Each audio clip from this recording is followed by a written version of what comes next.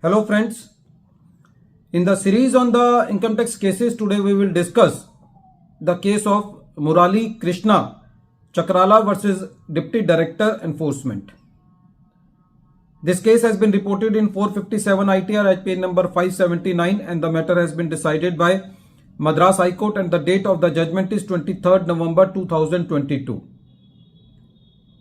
Although this case is not directly related to the income tax, but this case is related to the complaint filed against a chartered accountant by the Deputy Director of Enforcement for issuing 15 CB certificate in the case of foreign remittances without checking the genuinity of the documents submitted to the chartered accountant before issuing the certificates under section 15 CB.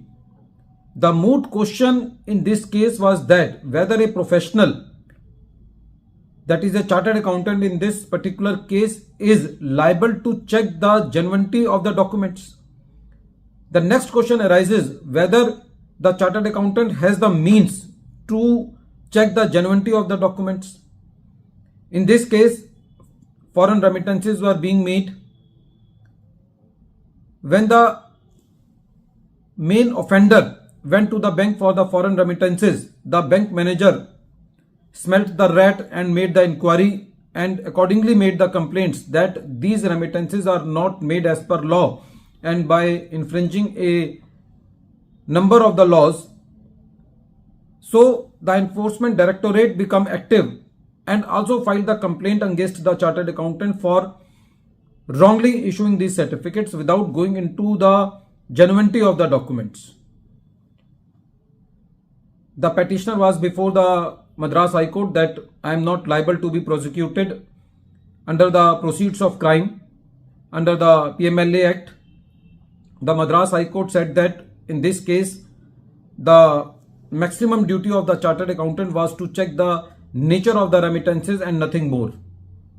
The chartered accountant does not need to check the genuineness of the documents because he does not have the means to check the genuinity of the documents. The court also compared the position of a chartered accountant with that of advocate who gives his opinion on the title deeds, because the advocate in that case has no means to go into the genuinity of the title deeds. By drawing the same analogy, it can be said that a chartered accountant, when he is issuing the certificate, does not have the means to go into the genuinity of the title deeds. Friends, nowadays we heard in lot of news about the professionals like CAs that they are being dragged into the proceedings. They are being kept on the same footing as the principal offender.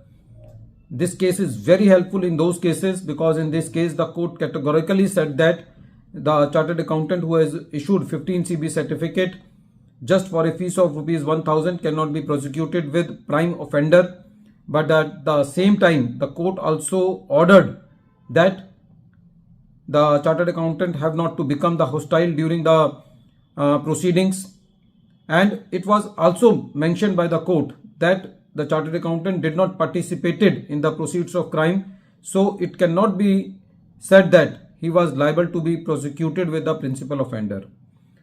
Friends, the main logic for discussing this case is that while completing the attestation duties like issuing various type of certificates, now all the enforcement agencies like Enforcement Directorate, Income Tax, GST Department and a number of the departments like SFIO, Ministry of Corporate Affairs is very strict about the professionals. So we should keep our eyes open, our ears open, and we should issue the certificates only when we are convinced with the documents, we are convinced with the genuinity of the transactions, because once a complaint is being filed, the professional has to bear the heat of that pinch of going into the courts and standing with the main culprits. So we should take due care while completing our attest functions.